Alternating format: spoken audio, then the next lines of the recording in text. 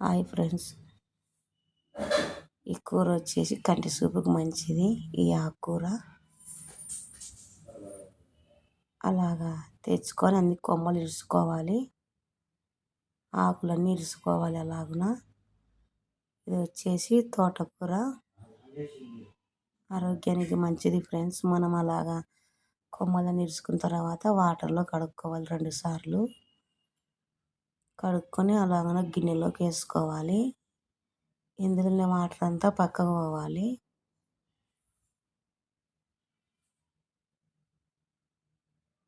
ఈ తోటకూర ఆరోగ్యానికి మంచిది.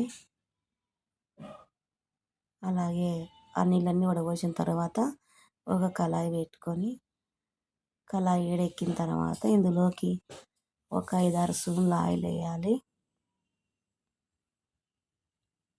మనము ఆయిల్ ఎక్కువనే వేసుకోవాలి ఫ్రెండ్స్. ఆయిల్ ఎక్కువ ఎంత వేసుకుంటే అంత బాగుంటుంది టేస్ట్.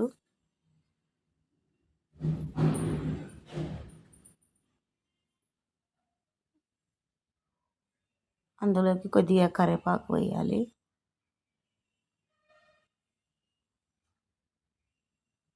అలాగే కొద్దిగా జీలకర్ర వేయాలి. నేను వచ్చేసి ఒక ఆనియన్స్ పొడుగుగా కట్ చేసి పెట్టుకున్నాను. మనం కట్ చేసి పెట్టుకున్న ఆనియన్స్ అందులోకి వేయాలి. ఇది 1 నిమిషం మగ్గాలి ఫ్రెండ్స్. బాగా ఆనియన్స్ మగ్గితేనే మనకు తోటకూర అనేది టేస్ట్ వస్తుంది. మూత పెడదాము. ఇప్పుడు మూత తీద్దాము. అలాగ ఆయిల్లో మగ్గింది. మనం వచ్చేసి ఇప్పుడు కడిగి పెట్టుకున్నాం కదా తోటకూర, అందులో కళాయిలో పెట్టాలి.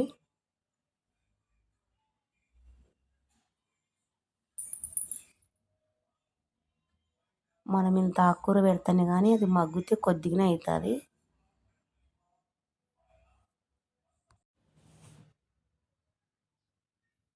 అలాగంతా ఆకుకూర అంతా అలాగ కళాయిలోకి పెట్టాలి.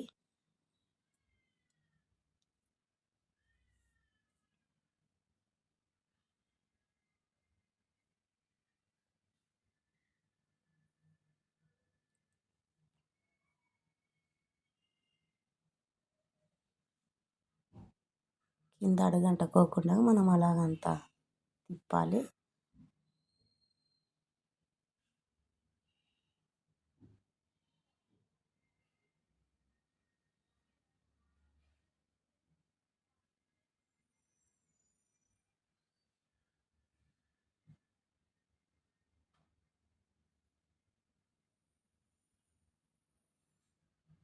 మూత పెడతాము.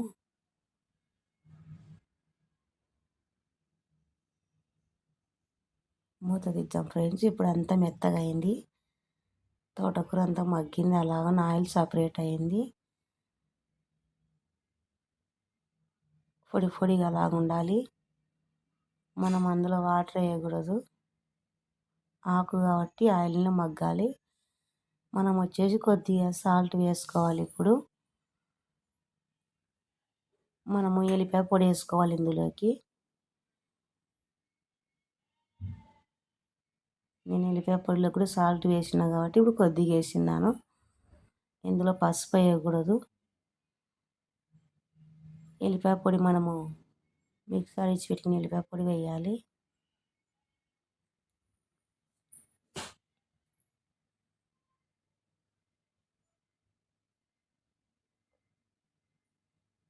చపాతీలకు కానీ రొట్టెలకు కానీ బాగుంటుంది తోటకూర. ఇలాగ చేయండి.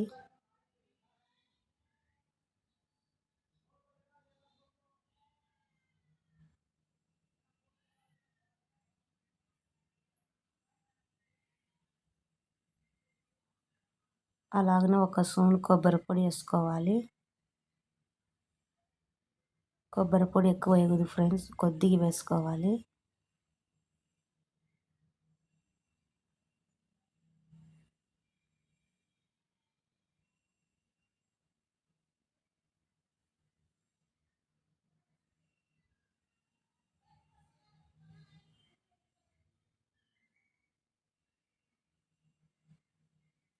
ఆకు మెత్తగా అయింది ఆయిల్ని. టేస్ట్ చాలా బాగుంది. అంతే ఫ్రెండ్స్, తోటకూర రెడీ అయింది.